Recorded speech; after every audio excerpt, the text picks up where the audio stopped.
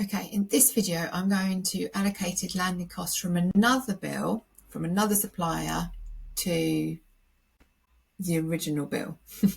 So let's say you have a transport company that has charged you for the transport and you would like to add it to the goods that you've purchased from your original supplier. So the first thing we need to do is we need to add in the cost of the freight. So again, in this demonstration, I'm not showing purchase orders or sales orders. I'm literally just going for the bills. So let's create a bill for the transport.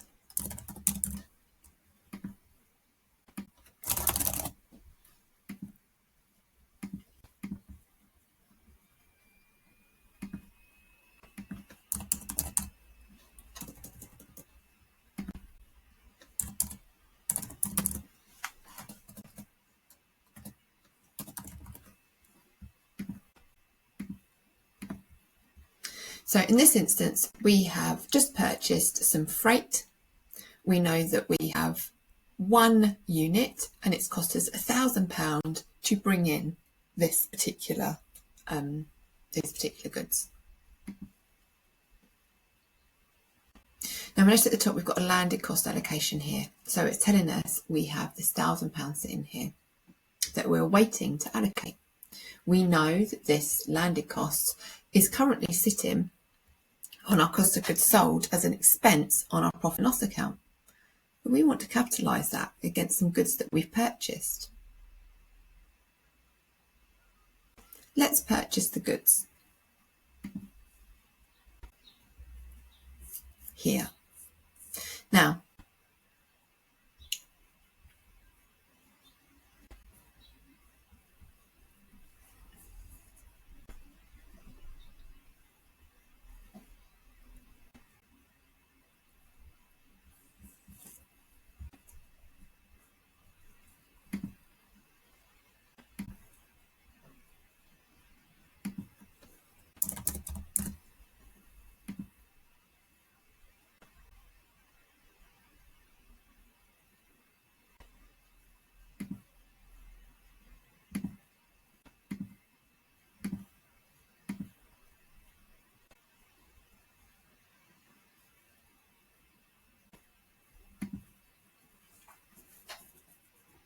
let's allocate those landed costs to this particular item that we've purchased here. So we can see that back in June, we purchased these goods. We now need to allocate the landed costs from our freight to this particular item, item number 5. So we can click on the top and we can click allocate landed costs from a bill.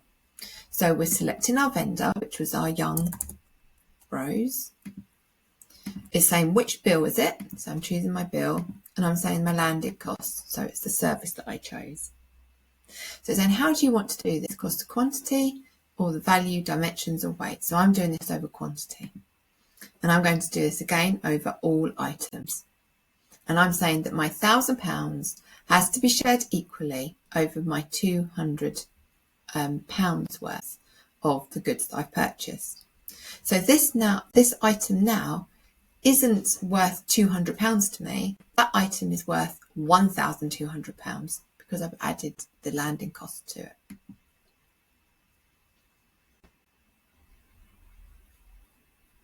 You'll notice here that there's been no change in the actual purchase itself. However, what this has done is it has taken the £1,000 out of the cost of goods sold and it has moved the £1,000 into the inventory asset. So what we can do now is when we look at the value of item 5 in the balance sheet and we look for item 5,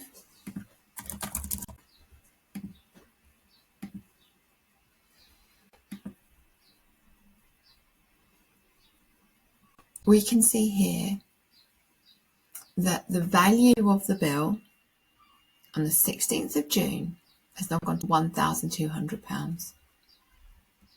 And if we click on this bill, it will show us it's had the landed cost attributed to it. It wasn't 200, it's now 1,200 because of these landing costs.